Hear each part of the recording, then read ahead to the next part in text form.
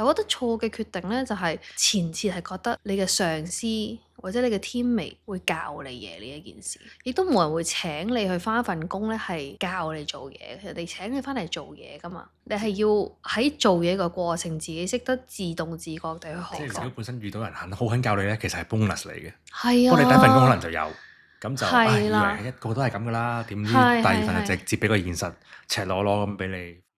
Hello， Hi，我係 Joanne。我係阿 Jane。阿 Jane 係前廣告界社畜。Joanne 係現任 marketing 界社畜。我哋兩個社畜今日終於要講一個工作上面嘅 topic，就係工作上邊做錯過嘅決定。工作上邊做錯過嘅決定咧，就唔係話你我做錯咗個 project， 打錯字，即係唔係呢種啦。即係真係一啲你決定嘅嘢，例如你做唔做嗰份工，要唔要嗰個 offer，或者留唔留喺某間公司，或者仲有好多㗎，要同呢個同事做朋友啊，要入呢個小圈子啊，中唔中意你山頭文化，升唔升職啊，留唔留低搏升職啊，有冇 bonus 啊，冇 bonus 啊，呢啲咁樣。有冇試過有一份工係好努力，但係又好似會好迷失，或者唔知點咁樣嘅咧？梗係有啦，我覺得我好幸運嘅，我係讀書讀到比較大年紀嘅時候先。3張先做嘢啊嘛，你係收聲啦你。其實唔係嘅，我就讀 master 咧，讀到大概25、26歲嘅時候咧，先至開始真係正式做第一份工。之前全部都係嗰啲 intern 啊咁樣啦。咁咧我好幸運嘅，我第一份工咧喺 Daniel Wellington 入邊度做嘅。咁啊，當年嘅 Daniel Wellington 就賣手錶啦。咁係間 startup 嚟嘅。咁啊，佢嘅工作嘅環境咧係好歡愉嘅，即係大家都好開心，好似一家人咁樣嘅。咁就抱住呢個情緒就翻咗香港做嘢啦。咁跟住之後咧，我就好死唔死就去咗一個美妝嘅大行度工作咯。即係轉咗工之後。係啦，咁就完全體驗到你頭先講嗰個，即係越努力越覺得挫敗，越覺得錯咗嘅決定嘅一個工作，好開心嘅，學到好多嘢嘅，即係好好玩嘅覺得。但係就係充分體驗到嗰種叫做越努力覺得越失敗嘅嗰種感覺咯。你明唔明啊？有咩位令到你會覺得好失敗啊？我覺得係嗰種 adjust 自己，從一個比較 open mind 啊、diverse 嘅公司啊、外國嘅間公司啊，跟住變成一個好 local 嘅公司，跟住之後你有好多 corporate 嘅文化，特別係我諗可能大行唔會好特別想 train 你啊，即係覺得話你入到去你就應該要識得做某啲嘢啊，咁變咗令到你會覺得你都唔知道自己唔識啲乜，你都唔知道自己錯啲乜。但係你阿姐或者你老闆就會不斷同你講話，你係錯，咁你就會有好多壓力咯。已經唔係留唔留低喺嗰間公司啦。culture 都唔啱。係啊，同埋有陣時咧，啲美妝大行咧就會有好多嗰啲山頭文化。咁我鬼妹仔咧，成日都覺得話，我對人好，人哋就會對我好啊咁嗰啲。咁其實有好多時候就唔係好識得睇人眉頭眼額咯。咁就會比較多自己嘅挫敗感喺嗰度咯，但係好 particular 就係你都唔知道自己錯啲咩，但係你就係錯咗咯，亦都冇人會同你講話點解你錯。呢個係令到我喺嗰年紀做呢一份工嘅時候最 frustrated 嘅一個位。冇人同你講錯啊？咁佢好似自行駕駛咁咯。自行駕駛，無人駕駛咁咯。哦。自己係 adjust 咯，要自己係 adjust 咯，但係我覺得其實都係要自己去揾答案嘅，即係自己要踴躍咁樣去問嘅，係啦。但係其實我覺得係一個時間嘅沉澱嚟嘅，即係因為佢個模式係好唔一樣嘛，咁所以咧啱同錯咧，其實都係取決於你有冇問啱人啊，有冇群啱人啊，有冇群啱人真係一個要大智慧嚟嘅。係啊，要群啱人啊。睇得明呢個山頭文化各方面都係非常之重要，咁所以喺嗰1年半嘅入邊咧，你就可能從一個比較唔識得世事嘅，好似靚妹咁樣啦，咁就會迅速地長大咯。咁我覺得呢一份工轉咗呢一份工都唔會覺得係一個錯嘅決定嘅，但我覺得錯嘅決定咧就係前設係覺得你嘅上司或者你嘅 teammate 會教你嘢呢一件事，即係呢個世界上冇人會教你嘢㗎。亦都冇人會請你去返一份工咧係教你做嘢，人哋請你返嚟做嘢㗎嘛。你係要喺做嘢個過程自己識得自動自覺地去學習。我覺得呢個係香港做嘢嘅文化嘅一個好特別嘅一個地方。即係如果本身遇到人好肯教你咧，其實係 bonus 嚟嘅。係不過你第一份工可啊，能就有，咁就以係啦，為一個都係咁噶啦，點知係第二份係係就直接俾個現實赤裸裸咁俾你打 feel 啦，你一巴咯，直接打你一巴係。咪都係好事啊？而家諗翻，我覺得係一個好嘅 training，應該咁樣講，對你嘅身心係一個好嘅 training。不過其實我哋嗰陣時呢個行咧，我哋 team 入邊或者我哋嗰幾年喺嗰間公司做嘢嘅人咧，聽講相繼都有唔同程度嘅情緒病，係啊，係特別我哋 team 入邊有個靚妹係一直都有啲咁樣嘅困擾，直到好大壓力。好大壓力，咁唔知道點樣去轉翻嗰個漩渦轉翻出嚟啊！係啊，所以我覺得有陣時唔同行業或者嗰個行業啱啱你做啊，或者係你覺得嗰個行業你有冇感興趣啊？自己自身嗰個 passion 喺咪嗰度啊，都重要我而。家諗翻咧，好好彩啊！我第一份工就係做廣告噶啦，已經係咁咧。我入咗第一間公司就係都係一間 4A 啦。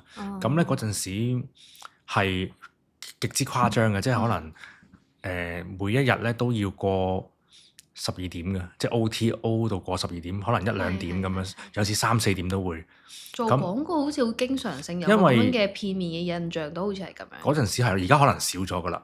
以前咧就同埋以前嗰種 OT 唔係你有啲乜嘢真係趕住做好大量嘅嘢嗰種 OT 啊，係嗰陣時可能你哋廣告好似一個 team 咁樣運作噶嘛，係可能你哋嗰時個 team head 啦，即係我哋嘅創作總監啦，佢係要求大家一齊坐喺度 brainstorm，咁總之你有冇嘢都好，你就坐到12點咯，一齊傾咯。其實跟住我哋曾經，我同啲同事諗過，有冇得早啲走咧？我哋晏晝揾佢傾，因為你要傾橋啊咁樣嘛。早啲揾佢傾冇用，你早啲俾到100條橋佢都冇用。即係佢可能佢聽完嘅時候係5點下晝，再諗咯咁嗰啲。即係靈感係下晝夜晚先即多嘅。係你一有時，你仲有時間嘅話，佢可以再諗咯，睇下有冇再好啲咯。佢可以你坐喺度拗到夜晚2點，佢先至話晏晝4點條橋都用咁樣咯。例如係咁咯。咁冇㗎。咁嗰陣時就係一個長期超過1年係咁樣嗰陣時。持久戰嚟喎呢個。但因為嗰陣時太啱啱出嚟做嘢咧，仲喺後生啊廿頭咁樣咧，就捱得啦，冇乜所謂啦。又覺得自己入到好有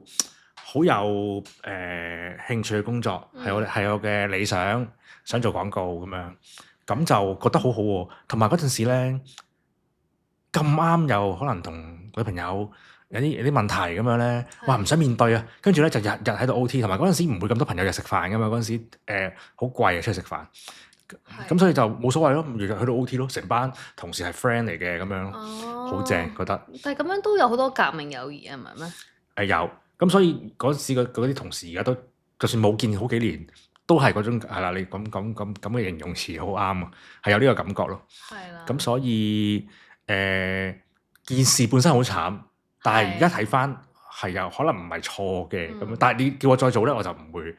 之後我係好刻意避免去呢啲公司或者呢啲 team 嘅。我轉工嘅時候，我就要清楚我知道究竟 OT 嘅情況係點先。但係可能已經啱啱過咗，係嗰個階段係可以咯。一過咗就唔得啦，我唔可以即係嗰陣時再大啲，可能我都要可能拍下拖啊，可能要同朋友聚會，我都要有呢啲生活啦。Work-life balance 係啦，開始需要啦咁樣。係，但我覺得 work-life balance 呢個 concept 咧，其實都係近年嘅人先至興起呢一件事咧。以前我哋入行嘅時候，邊有 work-life balance 呢個説法？我覺得係因為我哋呢一陣人，我哋以前做嘢太搏得盡啦，所以咧我先諗咗呢個字出嚟。就我哋唔好咁啦，我哋唔好咁啦。即係唔好荼毒下一代。但係如果後生啲 Gen Z 嗰啲咧，可能係本身已經好超啊，咁點樣再 life balance 咧？再 balance 啲嘅咯，可能係。Gen Z 真係好多鬆弛感。唔係話唔好嘅，可能呢種狀態做嘢係反而好嘅，因為佢靈活啲啊，頭腦靈活啲，可能諗到啲多啲嘢。我哋嗰時可能係即係嗰個環境仲係咁，我哋上面嗰啲人都仲係嗰啲人。係都啱嘅。咁咪你 culture 一定係咁噶啦，可能。咁所以就逼到我哋嗰陣時嗰個狀態出嚟咯。但係我有陣時覺得咧，喺一間咁樣嘅 intense 嘅公司咧，除咗 OT 之外咧，就係要好留意自己嘅言行咯。你有冇咁樣覺得？即係要識得講啱嘅説話。係啊。我好大嘅感受就係咧，我曾經好早期嘅時候咧，轉過去一間好細公司度做，即係我做開大公司，轉咗去一間細公司。即係 agency 轉咗去。即係我可能我第一份工已經係一間大公司啦。但我中間可能有啲原因，我就轉咗去一間好細公司度做。跟住我就覺得好大分別啦。即係大公司嘅時候咧，基本上你講嘅嘢，啲人都好 open 啊。可能你嗰啲始終有外國人。大公司會講嘢 open 咩？可能廣告公司係咯，同埋睇 team，可能多外國人。係啦，當我哋啲 team 係多外國人嘅話咧，個客都係外國人咧，咁其實可能會 free 啲，好 free 嘅。可能就算你嗰啲老細啊，都係會出去飲嘢啊！你真係嗰啲，我哋嗰時都唔識死㗎，跟啲最大粒嗰啲鬼佬老闆咧，4點幾去落去飲嘢咧，我哋跟埋去。其實啲人即係比我哋高少少嗰啲，會有啲唔係太想嘅。但係我哋因為遠啊個距離，所以我哋冇所謂啊嘛，去吹水。我哋真係有啲橋係咁樣同佢傾，我哋去咯，做呢啲橋啊！即係我哋嗰時都有啲機心啊，心機㗎啦，有啲機心定心機啊？心機機心都係啦，咁樣。咁咯，我就覺得講嘢咧，有陣時咧，因為我其實係一個比較即係點啊，自我認同感唔係話十分之強嘅一個人嚟嘅。即係其實即係認真嚟講嘅話咧，就係我啲所有同事都會堪稱做人比較 weak 一啲啦。咁跟住之後咧，所以咧我就經常性都會自我懷疑我講嗰句説話咧，究竟係咪啱定係錯？即係我同我阿姐講咗一句説話。我就喺度諗話 shit，我應唔應該講呢一樣嘢咧？講完就不斷喺坐喺自己個位度，不斷喺度後悔，喺度諗話，哇！我頭先應唔應該咁樣講啊？頭先咁樣講係咪表達咗錯誤嘅嘢啊？唔係而家呢個工作係咁樣，即係我一直都係會有呢咁樣嘅漩渦，所以有陣時做嘢咧，容易啲有呢一種覺得自己做咗錯誤嘅決定，講咗錯誤嘅説話咧。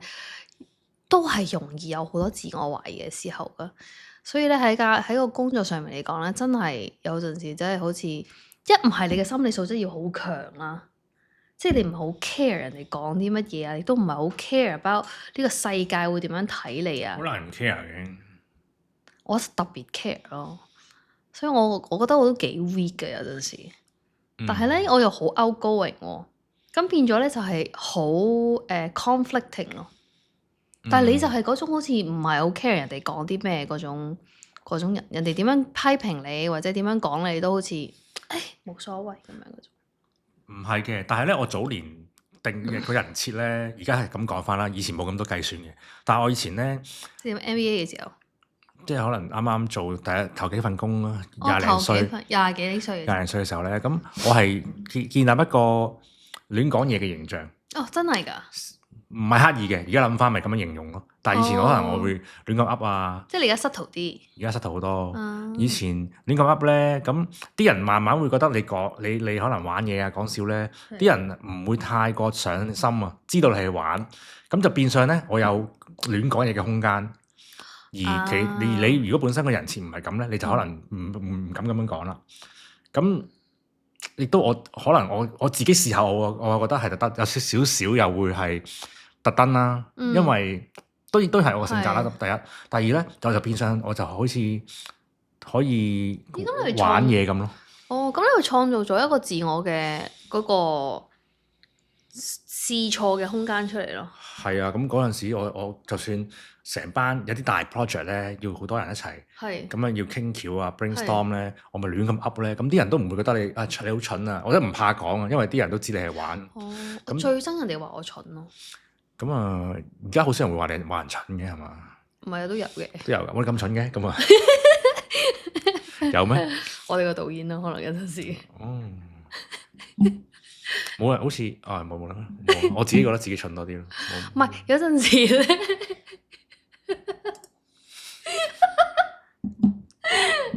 有陣時呢啲應該照講啦，唔使 cut 啦，咁先自然啊嘛。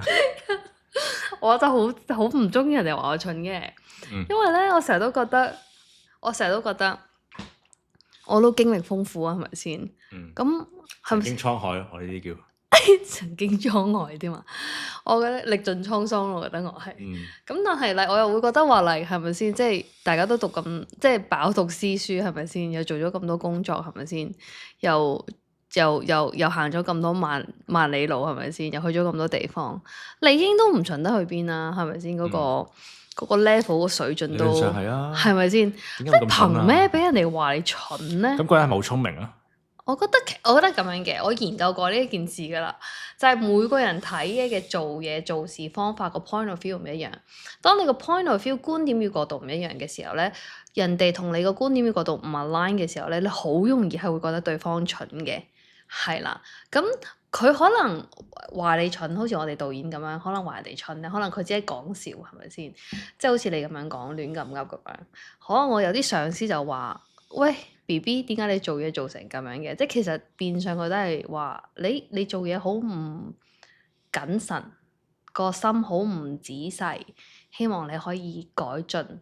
A.K.A 佢可能覺得你蠢，因為 BB 係咩都唔識噶嘛，係咪先？咁咪變相係有人教你咯，咁咪好咯。係啦，咁我都好感恩我嘅上司嘅，係啦，係佢別具慧眼，佢而家係啦。咁但係我覺得工作上面咧有好多呢啲咁樣嘅群啱人，係啦，群啱人啊，群錯人有冇試過？群錯人啊，有喎、我喺 Danny Wellington 咧，最後點解走咧？就係、陷入咗一個兩個山頭文化嘅爭霸戰咯。係啊，珍姐同埋陳志雲，哦係咩係咩？唔係即個比喻。唔係我嘅意思係係啦，就係、唔同嘅山頭文化咁樣咯。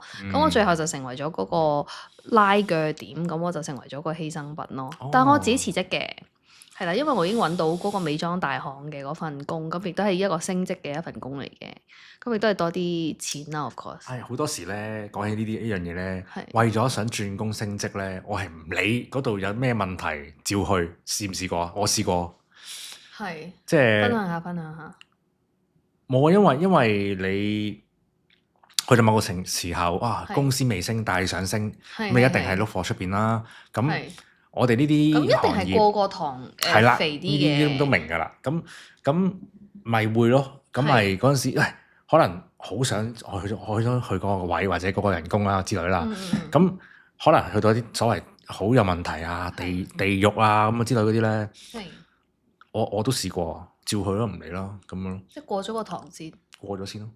咁有試過完之後真係幾唔慣嘅。咁但係又咁啱好彩嗰陣時，因為嗰時機會都多，咁你細個啲位唔難揾嘅，咁咪又轉咯，可能幾個月又轉咯。嗰陣時，而家就梗係好難啦。即係之後啊，即係大啲，你嗰啲位高啲嘅時候，你就唔係咁易轉噶啦。咁但係嗰時為咗 title 咯。咁以前嗱，呢個都可以值得大家講下。我覺得好多人都會咁諗，就係 title 等於你嘅身份咯，即係亂噏先啦。我係一個 director 喎，我係 creative director 喎。嗰陣細個諗喎，我出嚟溝女都型啲啦。我唔通出嚟講，我做 copywriter，即係你 copy 㗎，你係影印㗎咁樣。我以前有咁樣諗過㗎。哦，我覺得 copywriter 好犀利喎。即係有咁樣諗過，但係咧唔夠型啊。哦，我覺得一定要做到某個位，係我要做 director，我要做乜咁先至威好型好威咁樣咯。係咁所以好想升職，好想加人工。咁咪會有陣時，有啲引誘喎。一定有㗎，你一定係佢哋都知嘅，嗰啲 headhunt 又好，乜鬼嘢都好啦。嗰啲公司啲人出晒名唔想去嘅，咁但係有錢咯。咁咯，我有做過呢啲決定咯。咁後後悔就唔算後悔嘅，因為咁我都可以諗辦法再走噶嘛，淨係要咗個 title 先啫嘛。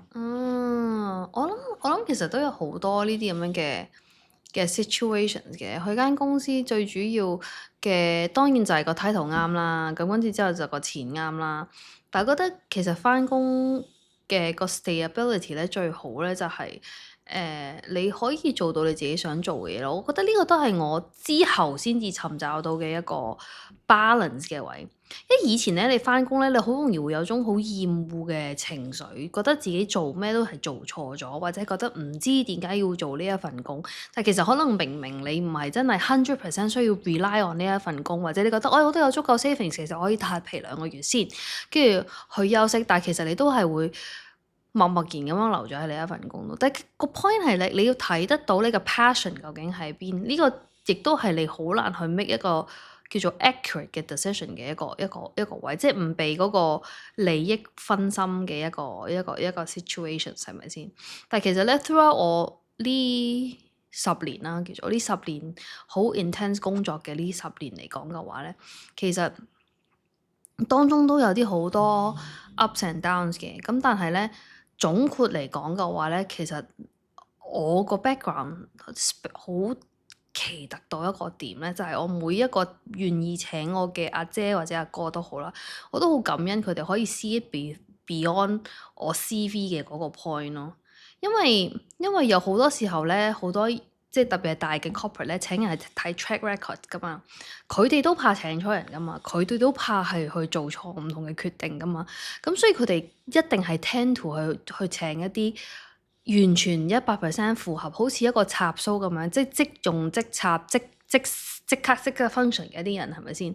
咁但係感恩嘅就係有陣時人咧都要睇翻嗰個好嘅一面，唔好就係好 focus 喺自己覺得哎呀做得唔好啊，或者係咪呢個 make 咗一個錯嘅決定啊？即係你又諗下你個 portfolio 係咁樣，人哋都願意俾一個機會你。當然你自己 sell 你自己嘅時候，嗰個過程係好賣力啦，你都會覺得咩？但係有失敗嘅時候嘅，即係就算你好努力去 sell，都係有失敗嘅時候嘅。咁但係當人哋願意俾一個機會你嘅時候，當中就算你喺呢間公司有極盡不如意都好啦。我覺得人都係要感恩當初願意俾呢個機會你嘅嗰個人咯。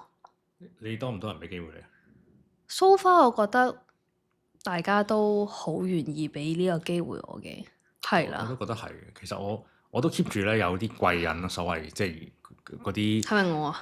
好多你都係啦，好多貴人啦，好多貴人都會以前就算初出茅廬都好多人幫你啊咁樣。好彩我都屬於。我覺得係好彩，因為其實咧，你橫觀咁樣睇咧，唔係每個人都有嘅，係啦。我覺得係，但係咧，我覺得唔係話每個人都有，係我覺得亦都係翻返個觀點與角度有問題。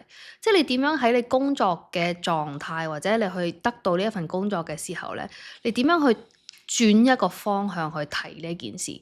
你唔好覺得話哇，我咁優秀，我咁好，我喺呢一度你執到啦咁樣。可能轉一個方向去睇話。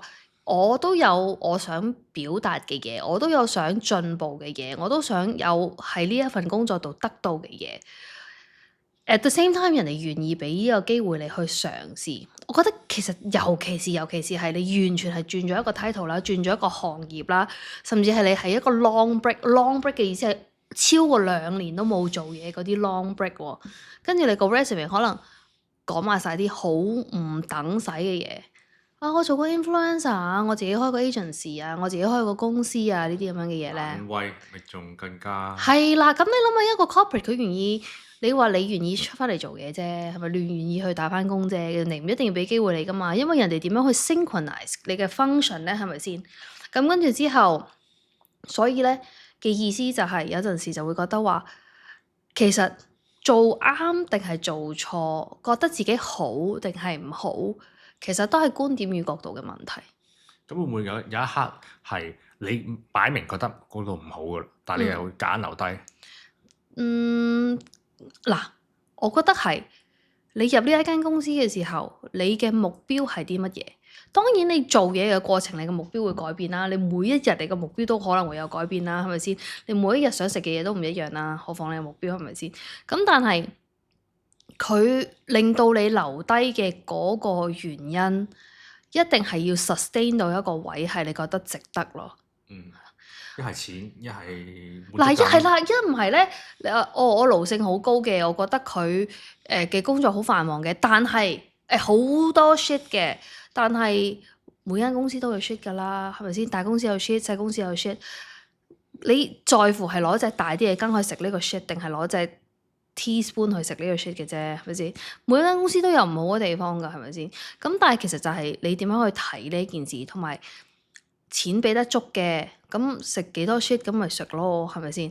咁但係亦都有調翻轉嚟講嘅話，可能呢個 industry 你真係好想做嘅咧，即係好似我入咗 F&B 入咗 beverage 呢個 industry，我就真係覺得話，哇，原來真係好好玩㗎喎！原來真係好多同我一樣興趣嘅小伙伴喺同一間公司，你亦都識到好多好多人，包括我哋嘅導演，係啦。咁所以有陣時就係你點樣去揾到你自己嘅 community 都係重要嘅。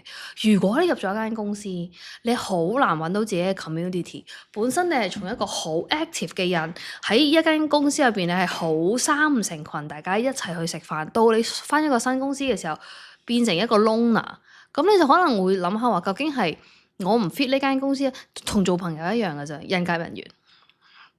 咁到時你就要 ignore 你嘅沉沒成本咯，因為最後最重要個位係咩啊？賺錢去邊度賺錢都辛苦，去邊度做嘢都辛苦。但係如果同你一齊辛苦嘅嗰啲小伙伴，令到你有少少嘅幸福嘅話，呢個係我覺得做嘢嘅 key point。所以我覺得做嘢咧同其他選擇唔同，你伴侶啊各樣咧，你好多時真係開心唔開心就決定到啦。但係咧，因為做嘢咧，你有個錢呢樣嘢，呢個衡量錢佢夠錢我咪忍咯。即係 in exchange 嘅 values。係啊，咁就變咗咧，你唔係你唔係以你嗰個感受啊做第一個衡量，我覺得。所以變咗有錢呢個元素咧，就會多咗好多我忍咯，死忍咯。或者我唔理咯，我照去啦，照做呢個決定啦。都會有呢啲咁樣嘅時候嘅。所以錢真係萬惡，但係錢亦都萬能。係啊，咁唔知使錢嗰度你有冇一啲同錢有關好後悔嘅事咧？不過呢個留翻下次再講。我覺得錢亦都係一個非常之有趣同埋可恨嘅一個 topic。一樣嘢唔緊要啦，你咁有錢，好窮啊！而家要搞到要撈呢啲，我哋下次再見啦。OK，拜拜。